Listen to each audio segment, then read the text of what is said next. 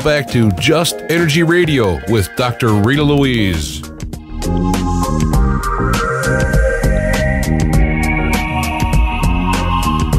Hello and welcome back to Just Energy Radio. I'm your host, Dr. Rita Louise, and thank you all for staying tuned to the second hour of the show. This hour of the show is brought to you by the Institute of Applied Energetics. That's www.appliedenergeticsinstitute.com, where you can jumpstart your intuition today by downloading our free 50-page Jumpstart Your Intuition Guide. That's at www.appliedenergeticsinstitute.com. Just think, you could work as a medical intuitive counselor, or certified energy medicine practitioner, learning all from the comfort of your home. That's www.appliedenergeticsinstitute.com. It's also brought to you by soulhealer.com, where you can find out about all the products and services I offer, including medical intuition evaluations, energy healing, and psychic readings. Soulhealer.com. Stop by. Send me a note. Anyway, so in this hour, we're going to be speaking to Kenaz Filan, and we're going to be talking about voodoo, black magic, curses, and psychic attacks. All of that bad stuff in the spirit world. So let me tell you a bit about him and get him on the air. After a decade of solitary service to the Iowa spirits of Haitian voodoo, in 2003, Kenaz Filan was initiated at Solice de Belle Venus No. 2, a voodoo house in Brooklyn, New York.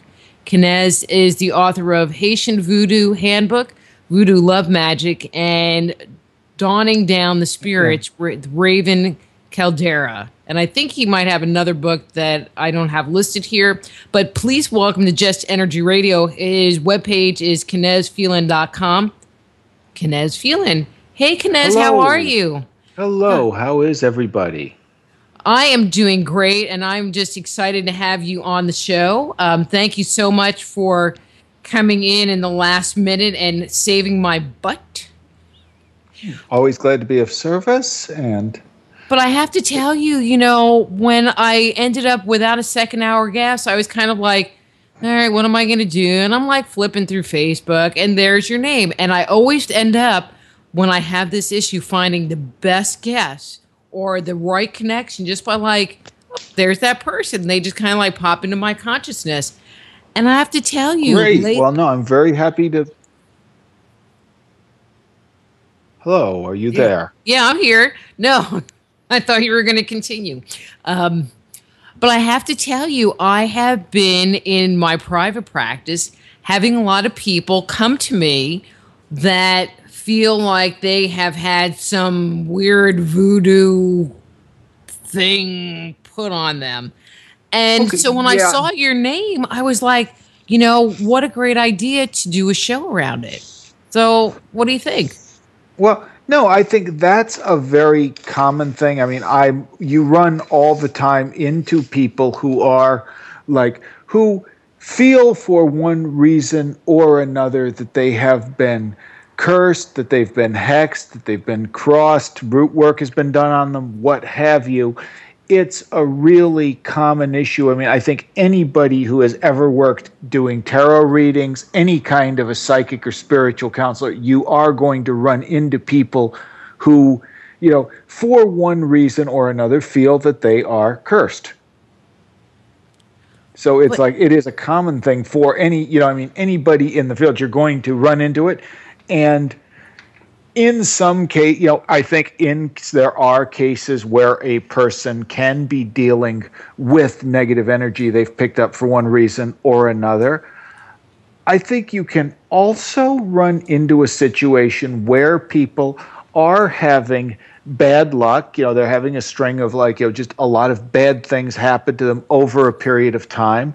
And the human mind has a tendency to find patterns or to seek patterns. We want to live in an orderly universe. We want things to have a purpose. I mean, feces happens isn't really a purpose. I mean, I'm cursed by somebody is a purpose. I mean, so in a perverse way, this can become, very reassuring to somebody.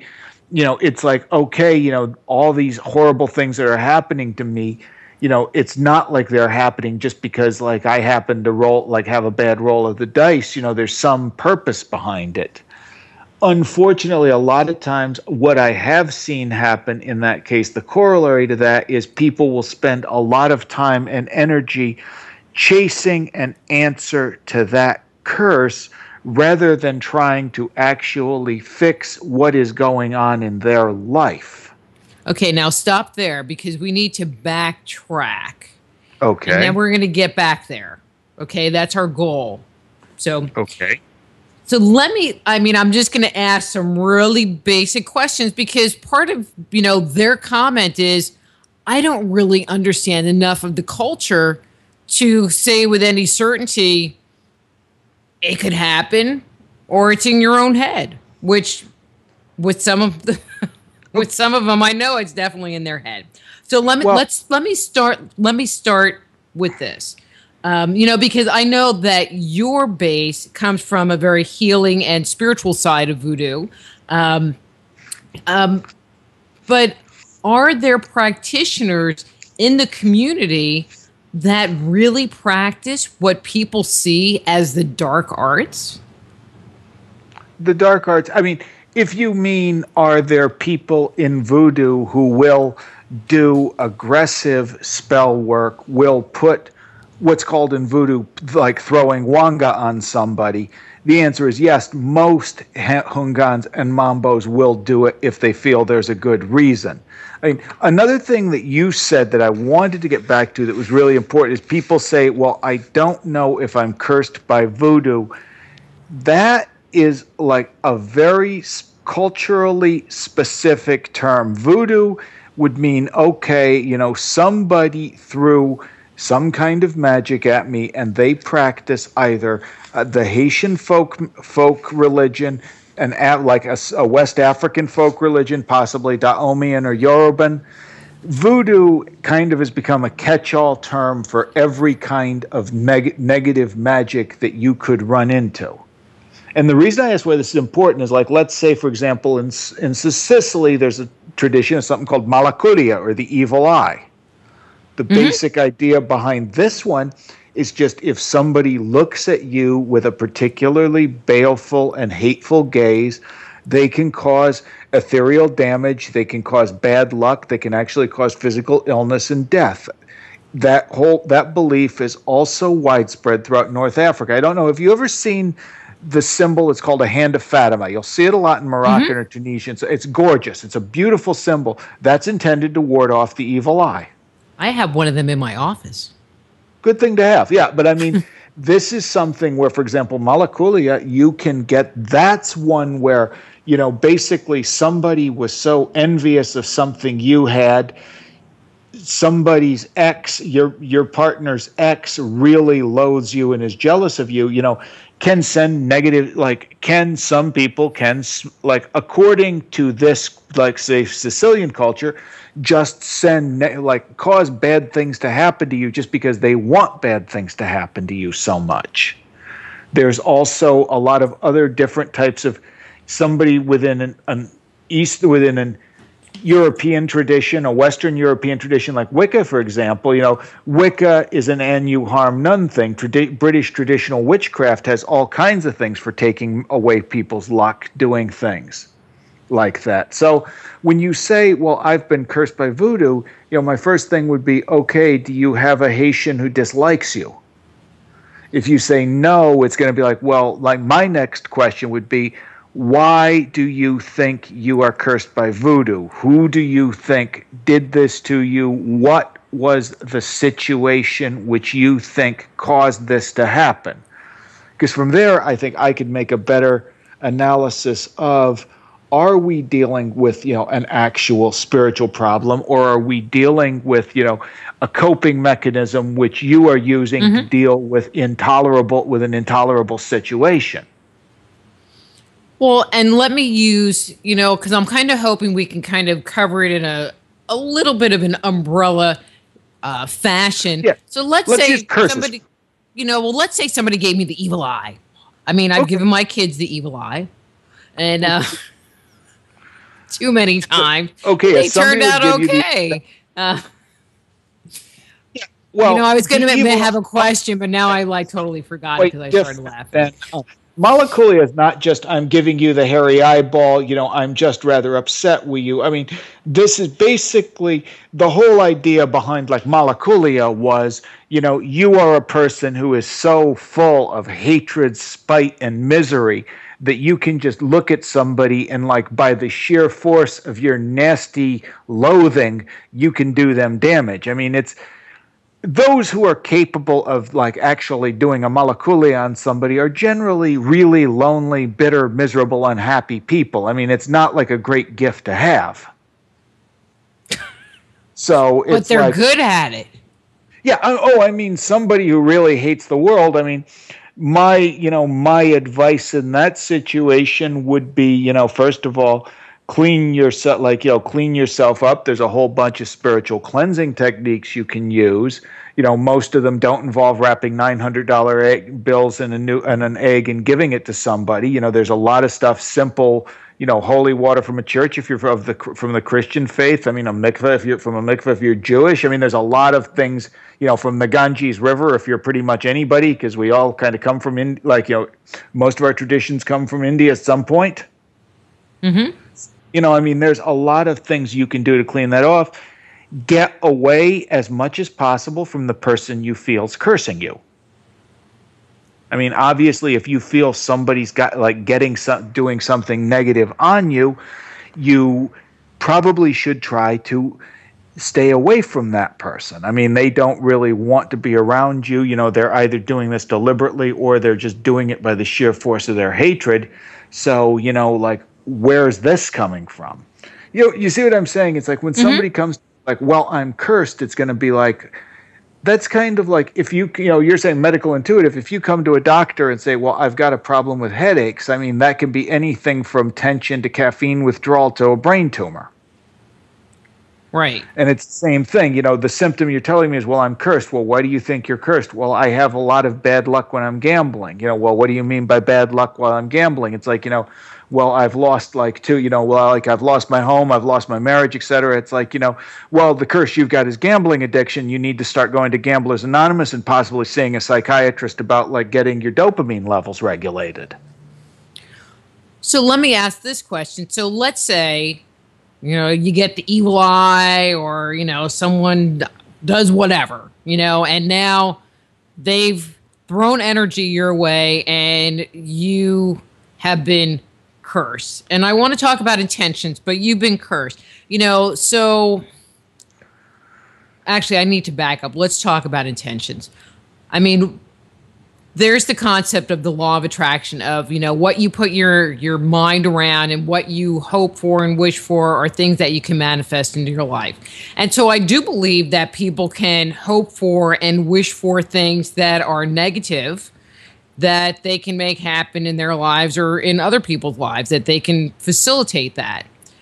But in my mind, it seems like, so if I have an ill intention, so I decide, I don't like you and I want to throw a bunch of energy your way.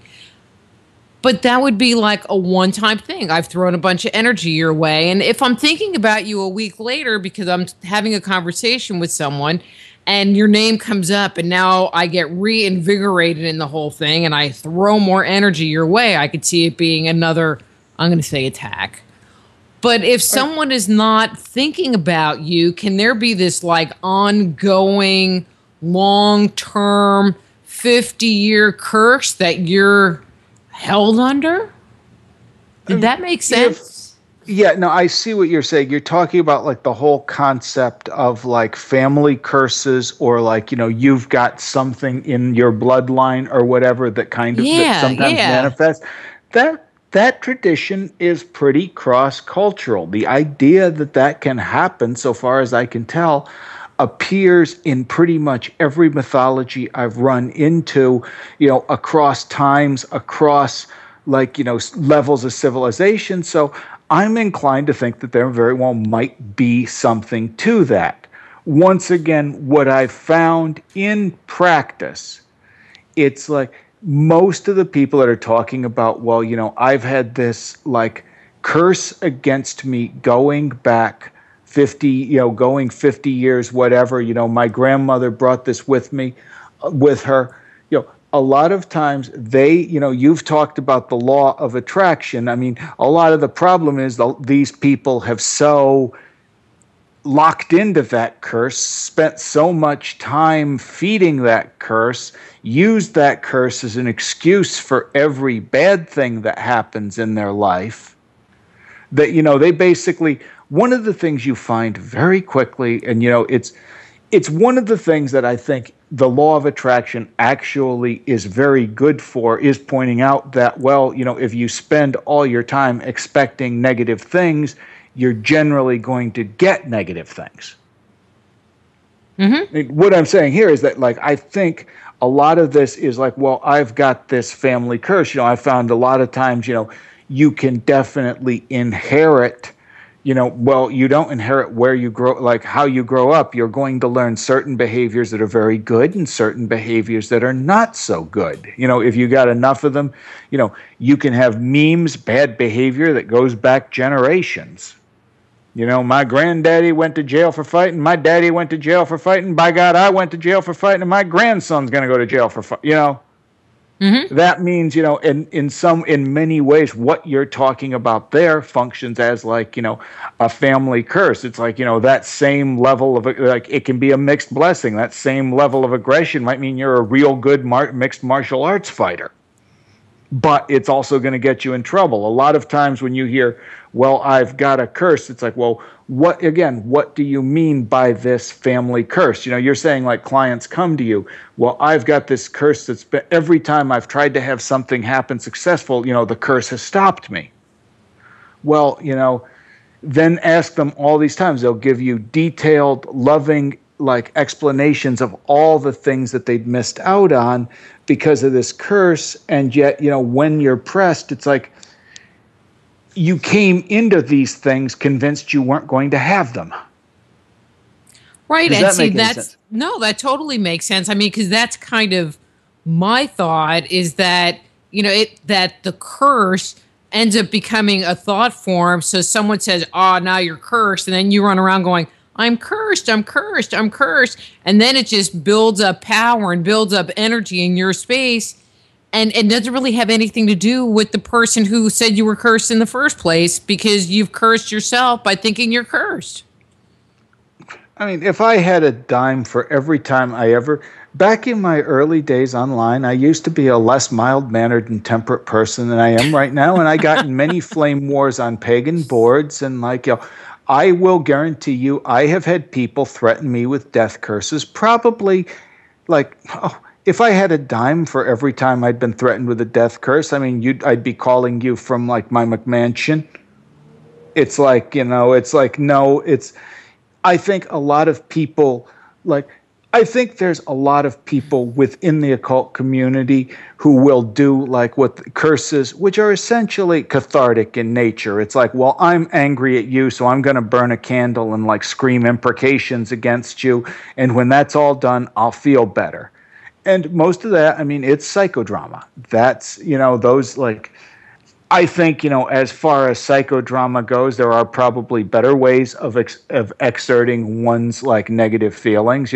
Exercise is generally good. Trying to find a solution for the problem rather than hopping up and down and getting on your pointy wizard's hat is usually good too. But just by and large, there are many people who want to cast curses. There's lots of people who get angry enough they want to put a curse on somebody. The number of people I know who have actually had the level of energy it would require, the level of training, the level of discipline. I mean, look at if you go look at some of her, I'll give you an example, the old grimoires, particularly the Lesser Key of Solomon, the stuff that looks at demonic magic. Take a look at some of those rituals. They're really resource intensive. They're really labor intensive. You're supposed to fast for a week. I mean, I'm going to really have to hate your guts before I go 7 days without food for you. I mean, it's just it's basically, no sex for 2 weeks. Okay, you've really had to wrong me. It's kind of like, it's sort of like, okay, and then I've got to memorize this enormous chant, and I'm supposed to get all these rather expensive clothes, and I'm supposed to call up something from the depths of hell. It's like, if you got people regularly doing that to you, I'm like, well, who are you hanging out with, and like, what are you doing to get them so mad? I mean, it's just like, why are, like, that's an awful lot of effort. I mean, again, like a voodoo But, curse, I'm going like what to... I've seen. Yeah. Okay. But I'm going to interject because I do believe, just based on my healing work, doing energy work, that we can impact people non-locally, and we can get our energy into their space non-locally. So I think that there can be an energy exchange that happens, that you're sending bad mojo vibes. I mean, I totally believe that can happen, but I totally hear what you're saying, where it's just there's a big difference between an energy exchange and this whole big thing that people think it is, which it's not. Yeah, I mean, I think what happens, the problem that I run into with curses, again, I do not want to say it is impossible to curse somebody. As you said, basically there are people who have that kind of energy to dominate somebody, to like basically, get like, that kind of the hypnotic gaze where you just look at them and they wind up like, talking you into doing things you wouldn't have done otherwise. There are people who just have that kind of strength of will that they can basically bash down borders. They're not common. I mean, it's not something you run into every day. Most of the people I've run into most of the people who talk the most about doing curses are the ones who know the least about it. That's a fortunate thing. What you're more likely in practice to run into is just what I've seen is people who have had to deal with, say, relatives, sick relatives. This can be really bad for, as people who are dying who grow increasingly resentful of the fact that you're living. And I'm not saying they do it consciously. I mean, it's just, it winds up wearing on people. That can be where I've seen stuff like the Malakooti'or, people who just are trapped in these like lengthy, toxic, dysfunctional, like constant interchanges with each other. I mean, that can be wearing physically, mentally, and spiritually. That's the kind of stuff where you can see, like, I think that kind of damage you're talking about, what you'll perceive as energy damage, what, say, a bystander might perceive as just, wow, you look really worn out and your eyes look hollow. Mm-hmm. And that is a real such thing, and it needs to be, like, it needs to be recognized and it needs to be addressed. I mean, I think a lot of times meditation is really good for this, just getting quiet time to be by yourself, getting time to be by yourself, to affirm yourself and to set up the boundaries that this is myself, this is my space, this is my, this is my energy, these are my things, and separating it from like the people you're dependent on for even 15 minutes a day can go a long way towards like helping you get the room you need to get out of that kind of like energy draining, life draining situation. Mm-hmm. Well, you're talking about this energy draining, life draining. I mean, would another word for that be something like the concept of a psychic vampire? Or are we talking about something different? Well, that word was originally used, the term psychic vampire, actually, the first person to use that was Anton LaVey in the book The Satanic Bible. Now, his idea of a psychic vampire was the type of person who always makes you feel vaguely guilty that you haven't done enough for them. There are people who are just very, very good at this. A lot of salesmen can be really good at this. Especially people who work for nonprofits, fundraisers can be really good at this. It's a psychic vampire is the kind of person who you always find yourself doing things for. And that what Anton LaVey was describing there is a type of toxic behavior. And I think it's really good to recognize that behavior and to pull back from it when you see it happening. Like the term psychic vampires also used to describe like people who essentially eat other people's energy. I mean, it's if you believe in ki and prana, kai, prana, life force, orgone, I think Wilhelm Reich called it, what have you. And I think there's a pretty fair body of evidence to suggest there's something to those concepts. Then it like stands to reason that there might, if there's a positive energy, light energy pole, then there's probably a negative one. And there are people who drain energy. My friend Raven Caldera, who I've written a couple of books with, is a psychic vampire, and there's a book called The Ethical Psychic Vampire he's written that's very good. There's also a woman named Michelle Belanger who's written some excellent stuff on that. And yeah, psychic vampirism is something you run into. Like the particular thing you'll see with that is psychic vampires will just make you tired when you're around them. You go in, that kind of person, you come in feeling like you just had 2 cups of coffee and you leave feeling like you need 2 cups of coffee after a 15-minute appointment, that kind of person. Mm-hmm. That's what I have a lot of those friends. Yeah, that's something else. The best way to guard against those kind of people, like against that type of person, the kind of person that just drains voluntarily or involuntarily. I mean, Raven has noted those people usually like to have a lot of melodrama and tension around them because they feed off that. So if you see that, happening where somebody seems to constantly be trying to bait you to get a response, don't rise to the bait. That's, don't rise to the bait. You're going to feed it. It's going to keep going on. You mentioned having a hand of Fatima, basic shielding, basic knowing. These are my boundaries. This is my energy. This is my space. You're not welcome to that. So I have to share this story. That simple affirmation can help a lot. That can make you feel a lot better. So I had a girlfriend who was once I learned about psychic vampires, it was like, she was amazing because all you had to do was ask her one question. So it'd be 8 o'clock in the morning and the phone would ring. You'd pick it up. It's like, hey. And then the next line just naturally that comes out of your mouth is, how are you? Big mistake. And then Big mistake. And this is my laundry list of everything. Like an hour. Wrong in my life. Well, she didn't talk that slow. I slow. want you to fix it. Yeah, she didn't talk that slow, but I have to tell you, so she had this boyfriend for a while, a very little while, and I loved him. He goes, oh yeah, she does that to me, and I put the phone down and I go wash the dishes, and then I come back and I go, and then I put the phone down and I vacuum. I'm like, you really do that? Yeah. Anyway.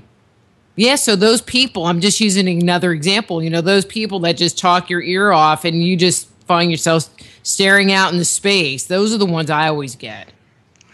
Yeah, well, that is a real problem. I mean, I think the best defense for that, is twofold. Again, learning to say, this is my energy, this is my space, this is my body, and also this is my time. I don't really have an hour to sit here and listen to you tell me about problems you have, which I can't solve and which you really have no interest in solving, even if I could. That's, again, how do you stop the vampire? You put the stake through its heart by, you put the holy symbol of your choice up and just say, this is not yours. You can't cross this doorway. And it's like one of those things is like, you're going to protect your energy, protect your time. I mean, time is valuable.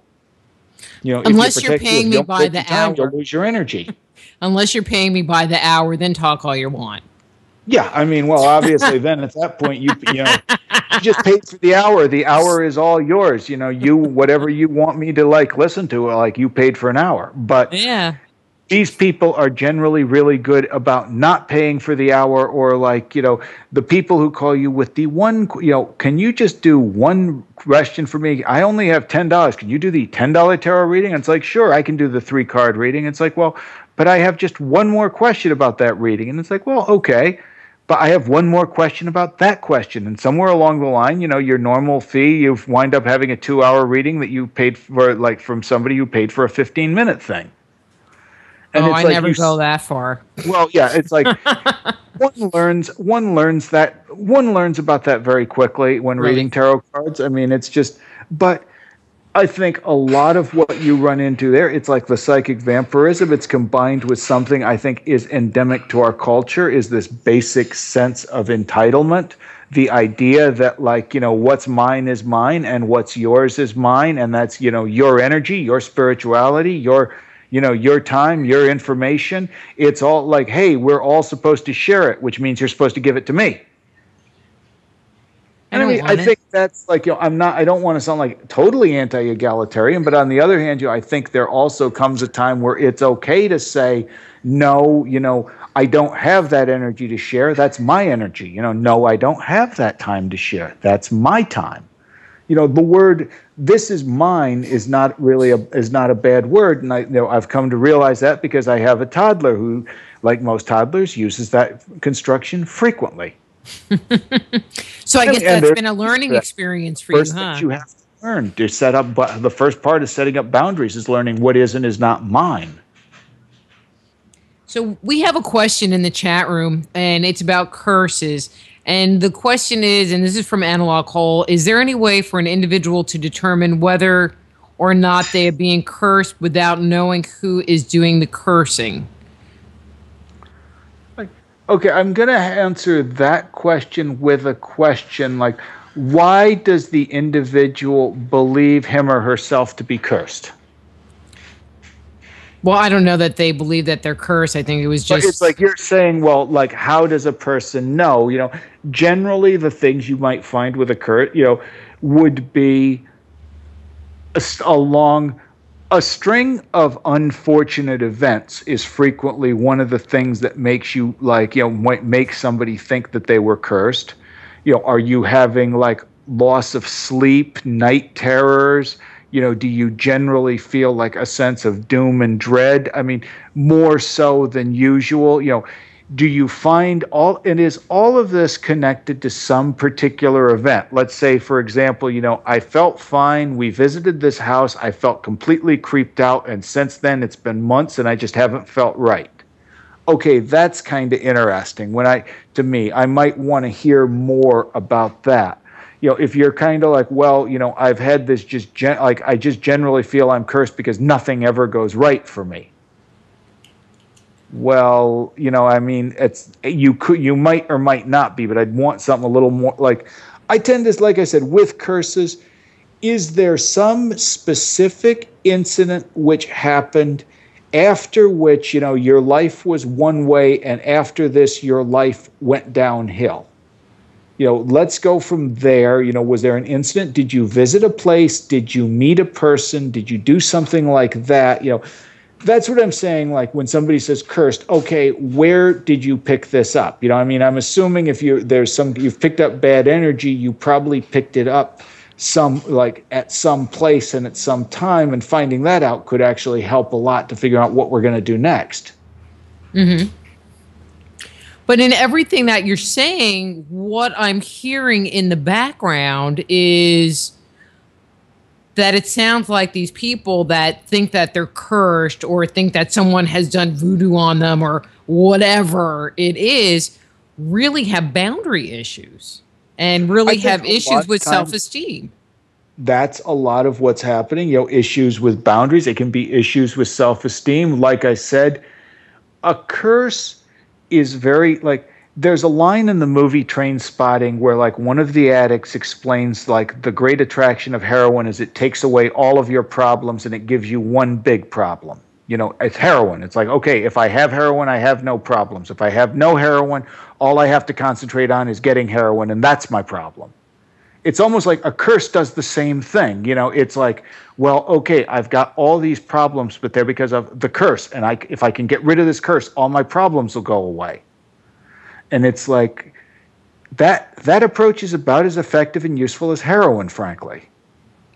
I mean, it's just like that is where I think it'd be dangerous. Now, again, why I'm asking about specifics is I'm not saying that all people who think they are cursed are necessarily deluded, lying, seeking attention, what have you. But I think that generally the things I find most often with people who've run into this kind of problem with bad energy, whatever, is there is something which triggered it. Some specific person, some specific incident, some specific place. That's generally connected to the stuff I've seen where it's like, okay, you got into something. When I hear about the generalized curses, yeah, you do have situations with like ancestral stuff you have to work with. I've run into that, but the majority of cases I have run into, the problem we were really dealing with was, basically, so inappropriate pattern recognition, problems with boundaries, and problems with self-esteem. Stuff that was a very real problem and needed to be addressed, but which had more to do, would be more effectively helped by addressing like psychological issues and like life choices and like relationship choices than by trying to figure out how to get rid of the curse. Okay. So there's a question in the chat room, and I'm just going to put it to Karma. But I want to ask one more question, but we need to come back to the Karma question because that's a good one. But what about all of these, and I'm going to put it in quotes, spiritualists who say that they can remove curses from you, and, are they all fake? I mean, because that's what they're pitching. Well, are they all fake? I mean, if a curse churches, for example, Lilydale is one that comes to mind. There are people you can go to. There are people, I know people within the Voodoo community in New York there are people who you can go to for a consultation and who will tell you things you can do. There are also a far greater number of people who will take your money and tell you they can get your lover back, get you something X. It's very, my general advice is if somebody tells you your curse can only be cured by something that costs more than $25, chances are they're probably lying to you. It's just, that's my rule of thumb. I am going to say that I have seen people in Ifa, like Lukumi, otherwise known as Santeria, come up with readings where they wound up having ceremonies that cost 5 figures. You can do the same thing in Voodoo. Those are ceremonies.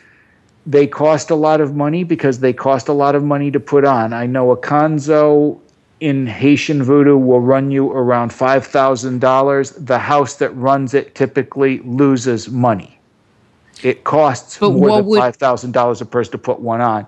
If somebody what would they do it for? What would they do a ritual like that for? Okay, let me say in Voodoo, I've been having really bad luck with love. I've been having really bad luck with money. And somebody, in a spirit might come, you're supposed to marry Erzeli, Freda, and Dantor. You're a man, you marry Freda and Dantor, this will get better. That ceremony will cost several $1,000s. It will involve a full set of drummers. You'll have a table. It's absolutely gorgeous. It's a beautiful ceremony. But I mean, the money that's being spent will go to materials. When somebody tells you they need like $900, wrap it around a new egg, and they wind up pocketing it for the cost of an egg, there's something wrong. That's what I'm saying. Mm-hmm. It's like basically, if somebody's going to give you some incredibly expensive thing to perform, I'm not saying they're wrong. I'm saying I'd like to see the balance sheet. Because I mean, it's like, you're definitely, I have no problem with somebody, getting money for what they do. I mean, you're definitely, if you want to charge, if you charge an hourly rate for your consultations, that's fantastic. If you charge somebody $50,000 to put a cardboard pyramid over their head and then tell them that they've been healed of cancer, I mean, you're no longer a spiritual counselor, you're a fraud. Mm-hmm. You know, and I use that as an example because I'm like certain that you wouldn't do something like that. I mean, unfortunately, when it comes maybe down to I like should. I don't know. I mean, Tinfoil. it's like, I guess anyway. if like, you know, it's basically there will always be people who love money more than ethics, and that's like, so long as that happens, you're going to have people who will take advantage of people. That's, again, I like spiritualists who are telling you they can cure curses. Like, again, typical grain of salt. If I walked up to you and told you that I could fix your car, would you give me the keys to your car and I'll go take it for a spin for a few miles, and then when I come back you'll get twice the gas mileage you did before? You probably wouldn't loan me your car if I walked up to you on the street and I was a total stranger. But people will walk into, like, you know, people will meet people on the internet, exchange an email with them, but next thing you know, they're writing them checks for like thousands of dollars. Yeah, I don't even get that. And the part that I think is even more interesting is that they will do it sight unseen. You know, there won't even be any kind of interaction. It's like, well, you know, there might be one conversation. It's like, well, for me to do that, it's going to be $1,200 or $3,000. And then they just write the check. I mean, I think one of the things you've used the word voodoo within voodoo, within the Haitian community. I mean, I'm not saying there aren't people who will, like, you know, Haitian voodoo practitioners who defraud Haitians. What I will say is there is a community who will basically kind of polices its own. And if you know who's who in the community, you know who's basically you can trust and who is just in it for the money. The problem with trying to find your spirituality over the internet is you don't really know who you're talking to. It's kind of like Dogbert from Dilbert. You know, on the internet, nobody knows you're a dog. Mm-hmm. You know, and on the internet, nobody, you know, basically on the internet, I could become, you know, Grand High Poobah Kenaz, and I can, you know, send me money and I'll fix all your problems. You know. No, you have to be Brother Kenaz. Terms and conditions apply. I mean, you have to be Brother Kenaz or, yeah. you know, sister, whoever. Yeah, I mean, and I think that, like, again, one of the things I always have said with people in voodoo, when you say, like, well, can these spiritualists cure my curses? You know, if you show the same amount of caution, you know, how much caution would you, like, how many Yelp reviews would you read before you went out and spent $250 for two people to go out for dinner? You know, do at least that much research before you spend $250 on, like, some religious ceremony to get your curse cured. You know what I mean? Find out. But what I think is interesting is that a number of these people don't have web pages, you know, probably because it's too traceable. Yeah, well, I mean, there's the fortune teller scam, I mean, has worked as it is. You know, the storefront fortune teller thing has worked for years. I mean, it's been, you know, why mess with the tried and true? There's lots of people who make a living doing it. You know, I can't say there are definitely people who run shops who do fortune telling who are completely legitimate. There are also some who aren't. But, you know, once again, as with everything else, caveat emptor, you know, just if somebody comes to you and tells you that they can fix all your problems for one low sum, turn around and run. They can't. You know, that's just basically, you know, if somebody is promising you stuff that sounds too good to be true, it is too good to be true. Hear, hear. Okay, I'm looking at the clock. Let's go back to the whole karma idea because we have like about 7 minutes. So let's say I am one of these really nasty, angry people who is throwing energy, putting curses on people, not the whole big extravagant one, but, you know, just that whole negative thing. You spend your whole time wallowing in misery and being angry. You know, what kind of karma? What kind of karma do you incur because of that? Any thoughts? Well, what kind of karma do you incur? I mean, how much fun is it to be a miserable, angry person who's constantly ticked off at the world? I mean, it's kind of like your deeds are your own reward and their own punishment. I mean, I feel much happier, you know, when I'm expressing love, compassion, you know, those emotions than I generally do when I'm just really angry with somebody. I mean, it's like whether or not there's some, like, whether or not there's some celestial reward, some afterlife where all these things are going to balance out, whether you're going to be reborn as a toad or as the king of Spain, it's like we don't know that. But I mean, I can tell you for certain that if you spend a lot of your time being miserable, you're going to be a miserable person. I mean, if you spend a lot of your time being angry, you're going to spend a whole lot of your time being angry when you could have spent that time doing something else. I mean, I can just tell you, what is karma? Well, karma is like the law of action and reaction. I mean, that if you spend all your time being an angry person, you're going to become an angry person. You're going to become stunted in a lot of ways that you wouldn't have been if you had been able to get past that anger and hadn't spent so much time, cultivating it. It's basically, well, what is karma? It's like every deed is its own reward and every deed is its own punishment. So I'm going to take it. I'm going to take it into the next area. So then you have this whole life, and you pass, and you move in. You transition. From your belief system, does it follow you? Do you go through the life review and you get to let it go? What's your thought on that?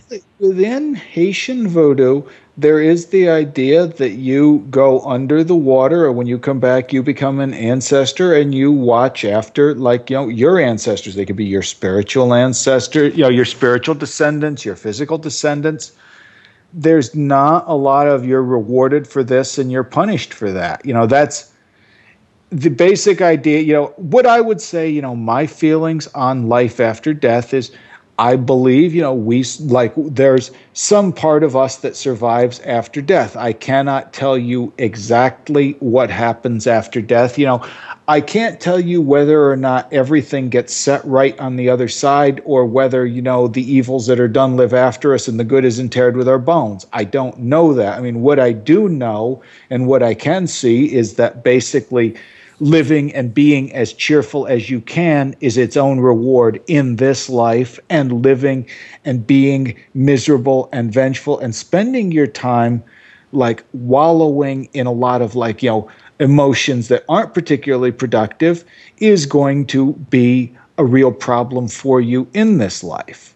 I mean, I think the problem I run, it's, as I've been writing, as a writer, and as I've seen, I have to write for a lot of people who, basically may not share my religious or theological beliefs. If karma is going, if we say, well, the world is an unjust place, but karma is going to level it out, but everything, the good will be rewarded and the evil punished, we don't know that for certain.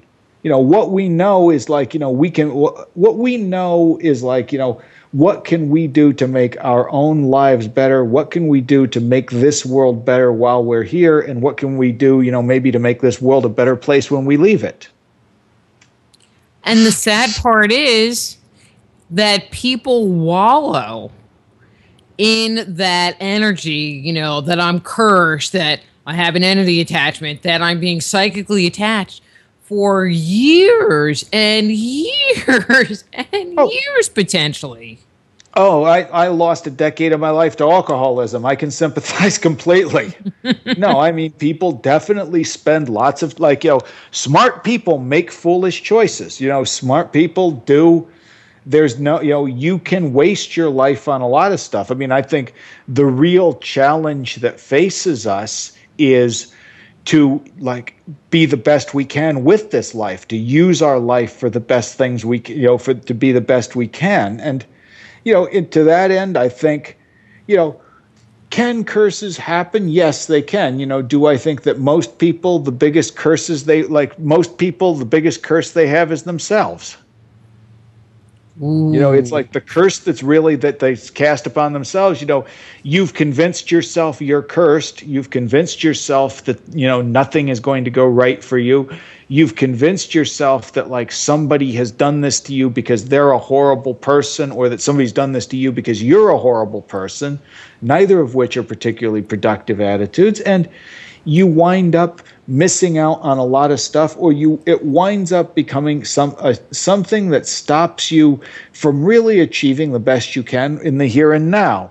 And I mean, basically, we know we're here and we know it's now. And that's kind of like what we're really, I guess that's kind of what we're here to concentrate on. Like, my friend Ryan Fox would say, we're spiritual beings on a human journey. It's like, well, then we need to concentrate on the human journey. Then let me ask you this. Where does this even come from? Okay, this has been said to me, I mean, as part of a session, that the person who cursed him died, and now that he's dead, it's going to be even worse because they're more powerful from the other side. So we have this whole idea about curses and all of this stuff, and where do people come up with this stuff in the first curses place? With the other side, basically the way you handle that in Ifa, the way you handle it in a lot of African traditions, I know the person's bothering you from the other side, sprinkle salt around your house. The dead don't like salt. If you also have a real problem with that, you can get sesame seeds in a big jar, like at your local grocery store. I think for about $5 you can get like a pound jar of them. You scatter them all around your house, around your apartment building or wherever. When the dead come to bother you, they have a compulsion to count every sesame seed till the sun comes up. Okay. There's a couple things you can do in that actual situation. I mean, like malevolent dead can be a problem, but I mean, most of the time, somebody's dead. One of the things you can do is, send their spirit under the water, light a candle for them, send them off with your best wishes, like, hey, go with God, just go. But now it's more like dealing with a ghost and not that this curse follows from the other side and whatever. Anyway, our time's up. Anyway, it was a real joy talking to you. I was really glad to talk to you, and a pleasure talking to everybody. Hope everybody in the chat room is doing well. They're loving you in the chat room. They were like, good show. I think a lot of people learned a lot, which is one of the reasons why I like having you come on, because you help dispel false information. And that's one of the things I love about you. So, great. Well, thank you very much, Dr. Louise. I'm really glad to be here, and look forward to being on again sometime. Okay, sounds great. You have a good night, and I will talk to you again soon. Talk soon. Take care. Okay. All right. Bye-bye. Bye-bye. That's Kenaz Filan. His webpage is kenazfilan.com. He's written some great books on the topic, so please do go to Amazon to check them out. And then next week, we have our good friend Laird Scranton coming on to talk about, is sophisticated science coded in early symbols? So bring your thinking cap, because we're going to be talking about symbols around the world. And so until next week, I'm Dr. Rita Louise. This is Just Energy Radio. Be blessed. Join host Dr. Rita Louise each week at this time for Just Energy Radio. Point your browser to